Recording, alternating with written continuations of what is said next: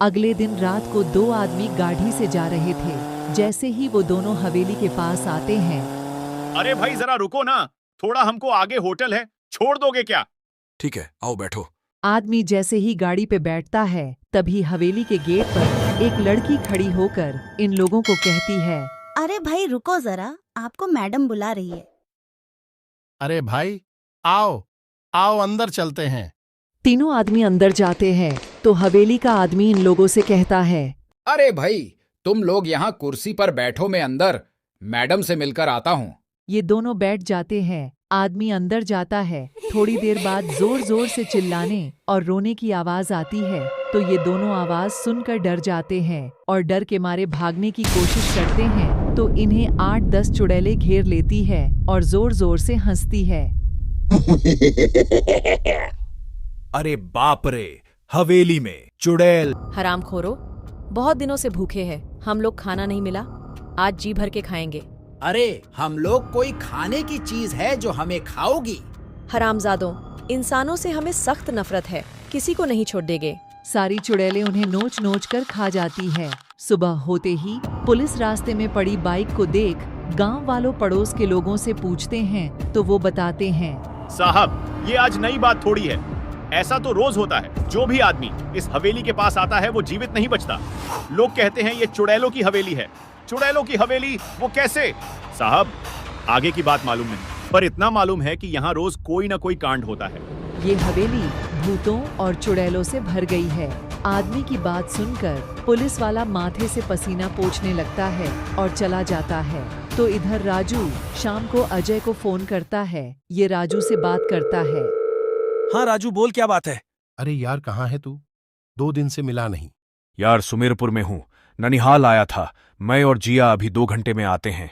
देख रात काफी हो जाएगी, हवेली के पास रुकना मत। मैं और शिल्पा तुझे होटल के पास मिलते हैं।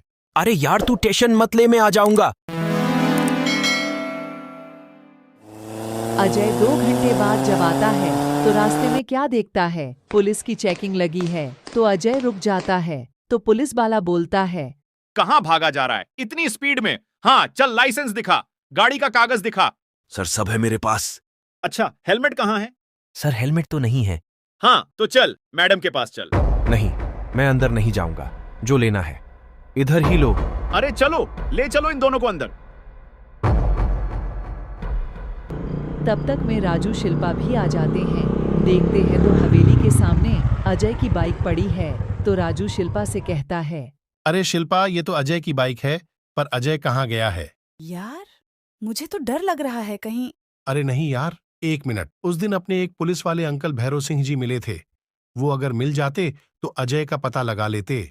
हाँ, और कह रहे थे कि तभी पीछे से भैरव सिंह आ जाते हैं, ये कहते हुए, भैरव सिंह का नाम लेते ही मैं हाजिर हो जाऊंगा, देखो मैं आ गया। अरे अंकल जी आप, अच्छा हुआ आप आ गए। देखिए ना अंकल, मेरा दोस्त और उसकी गर्लफ्रेंड दोनों आ रहे थे, न जाने कहाँ चले गए। बाइक तो यहाँ पड़ी है। देखो अब तुम्हारा दोस्त कभी नहीं आएगा। क्या?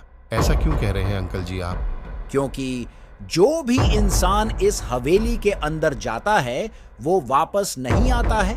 आखिर ये हवेली है क्या? मेरे दोस्त कैसे बाहर आएंगे? वो मैं नहीं बता सकता। हाँ तुम्हें उपाय बता सकता हूँ। कल सुबह होते तुम रामपुर जाओ और वहां जाकर उस तांत्रिक से मिलो। वो बहुत बड़ा तांत्रिक है, वही तुम्हें सब बताएगा। अब घर जाओ। राजू घर चला आता है। इधर अजय और जिया को चुड़ैलों ने घेर रखा है। ये हंसती हुई कहती है, बहुत चालाक बनते थे ना तुम लोग, आखिर आज पकड़ में हमारे आ ही गए। देखो हम आप लोगों के पैर पकड़ते हैं, छोड़ दो हमें। हम इंसान नहीं हैं जो हाथ पांव जोड़ने पर छोड़ देंगे। हम लोग चुड़ैल हैं।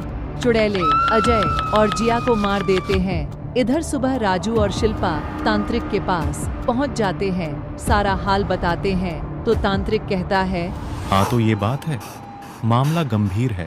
बाबा कुछ भी करिए, मेरे दोस्तों को बचा लीजिए। अब तुम्हारा दोस्त वापस नहीं आएगा। क्यों बाबा? क्योंकि उस हवेली में इंसान नहीं चुड़ैल रहती है, जो बहुत ही खतरनाक और भयानक है। तुम्हारे दोस्त अब मर चुके हैं। बाबा की बात सुनकर ये दोनों की पैरों तले जमीन खिसक जाती है तो राजू कहता है, बाबा, अब आप ही कुछ उपाय बताइए। पहले दिन तुम्हें कोई पुलिस वाला मिला था, उसने कुछ कहा था। जी बाबा, मिले थे और कहे थे कि बस तुम्हारा दोस्त वही गलती किया।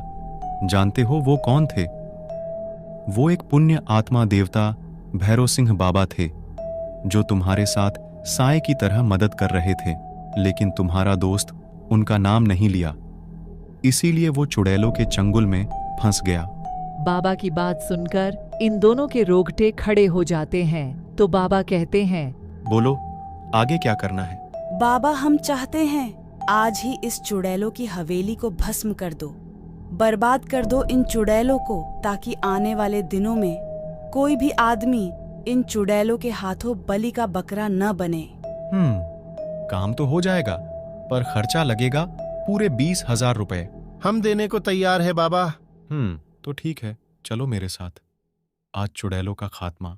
जैसे ही रात होती है, बाबा दोनों को लेकर हवेली पे आ जाते हैं। तो बाबा कहते हैं, देखो, डरना नहीं और भागना नहीं। तांत्रिक बाबा हवेली को चारों तरफ से मंत्रों द्वारा बांध देते हैं। हवेली का गेट खोलकर अंदर जाते हैं, तभी भयानक आवाज आती है। ए तांत्रिक बाबा, तू यहाँ क्यों आया है? जा यहाँ से, वरना बेमौत मारा जाएगा। जा, चला जा।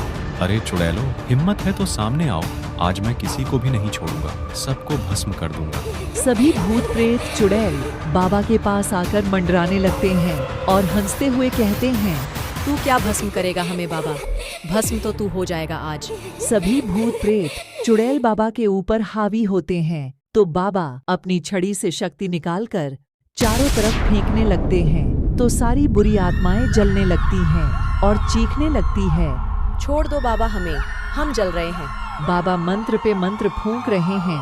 पूरी हवेली की बुरी आत्माएं जलकर भस्म हो जाती है। तो बाबा कहते हैं, बेटा, आज के बाद इस हवेली से किसी को किसी भी तरह का कोई नुकसान नहीं होगा। चलो